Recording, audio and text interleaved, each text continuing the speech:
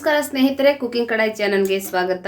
ಇವತ್ತಿನ ವಿಡಿಯೋದಲ್ಲಿ ನಾನು ಕರ್ಡ್ ರೈಸ್ ಹೇಗೆ ಮಾಡೋದು ಅಂತ ಹೇಳ್ಕೊಡ್ತೀನಿ.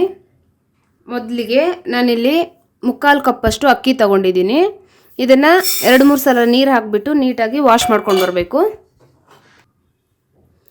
ನೋಡಿ, ಕ್ಲೀನಾಗಿ ತೊಳ್ಕೊಂಡಿದ್ದೀನಿ ನಾನು 2-3 ಸಲ ನೀರು ಹಾಕಿಬಿಟ್ಟು. ಇವಾಗ ನಾವು ಯಾವ ಬೌಲಿಂದ ಅಕ್ಕಿ ಹಾಕ್ಕೊಂಡಿದ್ದೀವೋ ಅದೇ ಬೌಲಲ್ಲಿ ನಾನು ಇಲ್ಲಿ ನೀರು ತೊಗೊಳ್ತಾ ಇದ್ದೀನಿ. ನಾನು 3/4 ಕಪ್ ಹಾಕ್ಕೊಂಡಿದ್ದೆ ಅಕ್ಕಿ, ಹಾಗಾಗಿ ನಾನು 3/4 ಕಪ್ಪೇ ಇಲ್ಲಿ ನೀರು ತೊಗೊಳ್ತಾ ಇದ್ದೀನಿ.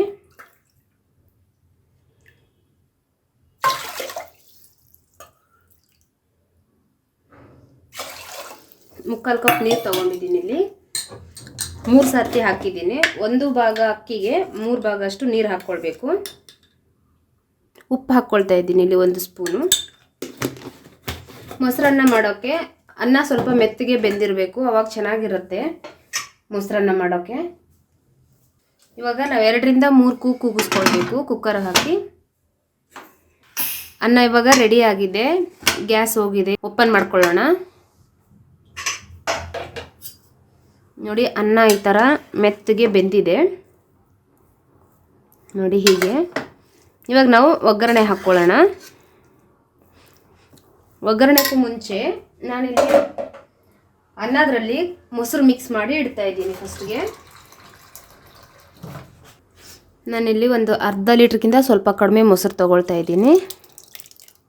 ಇದಕ್ಕೆ ಸ್ವಲ್ಪ ನೀರು ಸೇರಿಸ್ಕೊಳ್ಳೋಣ. ಸ್ವಲ್ಪ ನೀರು ಸೇರಿಸ್ಕೊಂಡು ಇದನ್ನು ನೀಟಾಗಿ ಮಿಕ್ಸ್ ಮಾಡ್ಕೊಳ್ಬೇಕು. ಮೊದಲಿಗೆ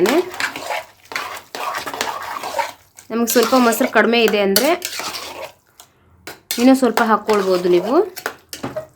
ನಾನಿಲ್ಲಿ ಅನ್ನ ಮಾಡಿ ಅನ್ನ ತಣ್ಣಗಾದ್ಮೇಲೆ ಮೊಸರನ್ನ ಮಿಕ್ಸ್ ಮಾಡ್ಕೊಳ್ತಾ ಇದ್ದೀನಿ. ಇದರಲ್ಲಿ ಸ್ವಲ್ಪ ಮೊಸರು ಹಾಕ್ಕೊಳ್ಳೋಣ. ಈಗ ಚೆನ್ನಾಗಿ ಮಿಕ್ಸ್ ಮಾಡ್ಕೊಳ್ಬೇಕು ಇದನ್ನು ಒಂದ್ಸಲ.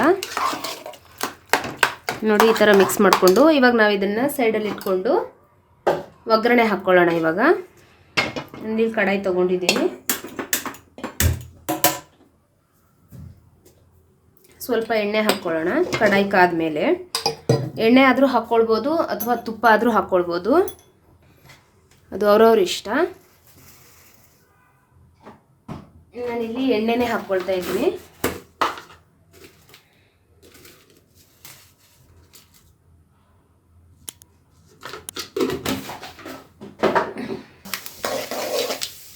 ನಾನಿಲ್ಲಿ ಸ್ವಲ್ಪ ಜೀರಿಗೆ ಹಾಕ್ಕೊಂಡಿದ್ದೀನಿ. ಆಮೇಲೆ ಸ್ವಲ್ಪ ಕಡಲೆಬೇಳೆ ಹಾಕ್ಕೊಂಡಿದ್ದೀನಿ. ಅಲ್ಲಲ್ಲಿ ಬಾಯಲ್ಲಿ ಸಿಗ್ತಾ ಇದ್ರೆ ಚೆನ್ನಾಗಿರುತ್ತೆ ತಿನ್ನಬೇಕಾದ್ರೆ. ಇಲ್ಲಿ ಒಣಮೆಣಸಿನ್ಕಾಯಿ ಹಾಕ್ಕೊಳ್ತಾ ಇದ್ದೀನಿ, 2 ಕಟ್ ಮಾಡಿಬಿಟ್ಟು. ಅದಾದಮೇಲೆ ಸ್ವಲ್ಪ ಇಲ್ಲಿ ಬೆಳ್ಳುಳ್ಳಿ ಜಜ್ಕೊಂಡು ಹಾಕ್ಕೊಳ್ತಾ ಇದ್ದೀನಿ ನಾನು. ಅದಾದ ನಂತರ 4 ಹಸಿಮೆಣಸಿನ್ಕಾಯಿ ಹಾಕ್ಕೊಂಡಿದ್ದೀನಿ. ಹಾಗೆಯೇ ಸ್ವಲ್ಪ ಕರಿಬೇವು. ಇದನ್ನು ಈ ಥರ ನೀಟಾಗಿ ಮಿಕ್ಸ್ ಮಾಡ್ಕೊಳ್ಬೇಕು. ಈಗ ಸ್ಟವ್ ಆಫ್ ಮಾಡಿಬಿಟ್ಟು ಇದು ಸ್ವಲ್ಪ ತಣ್ಣಗಾದ್ಮೇಲೆ ನಾವು ಇದರಲ್ಲಿ ಮೊಸರನ್ನ ಆ್ಯಡ್ ಮಾಡ್ಕೊಳ್ಳೋಣ. ಒಗ್ಗರಣೆ ಸ್ವಲ್ಪ ತಣ್ಣಗಾಗಬೇಕು.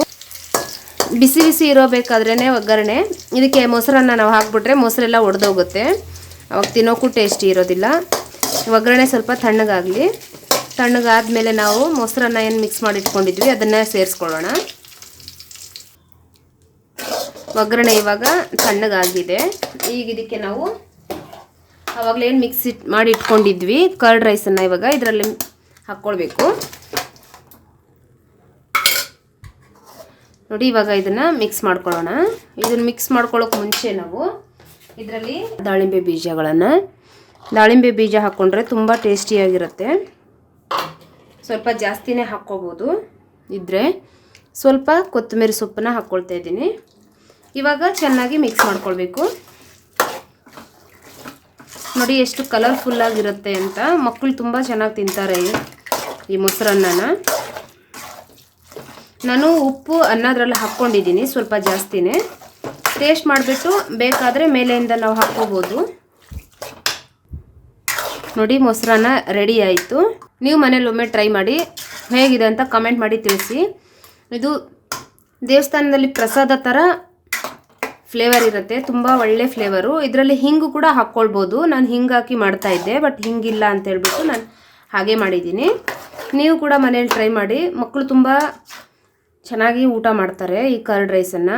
ಇನ್ನೇನು ನೆಕ್ಸ್ಟ್ ಬೇಸಿಗೆ ಬರ್ತಾ ಇದೆ, ಆವಾಗ ತಂಪಾಗಿ ಇರುತ್ತೆ ದೇಹಕ್ಕೆ. ಕರ್ಡ್ ರೈಸ್ ಮಾಡಿ ಕೊಡಿ ಮಕ್ಕಳಿಗೆಲ್ಲ. ಯಾರೆಲ್ಲ ನಮ್ಮ ಚಾನಲ್ ಸಬ್ಸ್ಕ್ರೈಬ್ ಮಾಡ್ಕೊಂಡಿಲ್ಲ ದಯವಿಟ್ಟು ಸಬ್ಸ್ಕ್ರೈಬ್ ಮಾಡ್ಕೊಳ್ಳಿ, ಶೇರ್ ಮಾಡಿ, ಕಮೆಂಟ್ ಮಾಡಿ. Thank you.